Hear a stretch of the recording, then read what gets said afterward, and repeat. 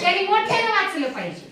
पुस्तक काढायला लावायचं, तुला कोणता धडा शिकवलाय काल मॅडमनी, चल मला मोठ्यानं भाजी करत करत मला ऐकू येईन असं वाच मोठ्यानं. तुला मॅडमनी कविता शिकवली, मग तू त्याच चालीवर मला म्हणून दाखव. मॅडमनी सांगितले तुला पाठ करायला, सरांनी सांगितले तुला काम करायला, ते तू मोठ्यानं कर.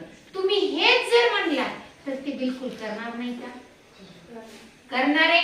तुम्ही मेथीची भाजी आणली, सगळ्यांनाच मेथीची भाजी करणार आहे का? पहिलीच्या मुलांना नाही करणार कदाचित.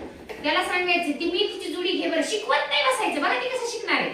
ती भाजी आण, ती मेथीची भाजी आण बरं, ती बरोबर ती पानं लक्षात ठेवेल. हा हिला मेथीची भाजी म्हणते, हिला भाजी कोणती म्हणते हे तो बरोबर लक्षात ठेवणार आहे. आणि दुसऱ्या वेळेस जर ते चित्रात बघितलं की मला सांगणार आहे मॅडम मेथीची भाजी, काय म्हणणार आहे? बरोबर सांगणार आहे. म्हणजे तुम्हाला घेऊनच बसायचे का शिकवायला?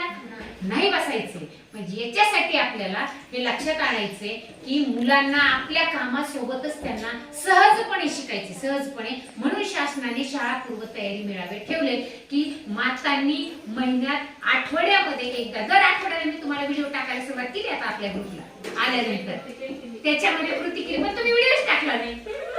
बघा छान, यांनी व्हिडिओ केला आणि तुम्ही टाकला असं तर कदाचित यांना माहिती झालं कारण की सांगतो मॅडम आमच्यातले कडे वाचले नाही, असं काही नसतं. आपण ग्रुपने आपल्या लेकरांसाठी करायचं असतं. आता बघा तुम्ही शाळेत आला, तुमच्या पण टाकायचा ग्रुपवर. तुम्ही सगळ्यांनी मिळून 4 जणींचा एक ग्रुप, 4 जणींचा एक ग्रुप, 4 जणींनी छोटी छोटी कृती. सगळ्यात सोपी सांगू तुम्हाला मी आता तुम्हाला मी कृती देणार आहे करायला. आता आपण काही करून पाहूया. या कृतीवर आधारित आपण थोडीशी कृती करूया. बंद.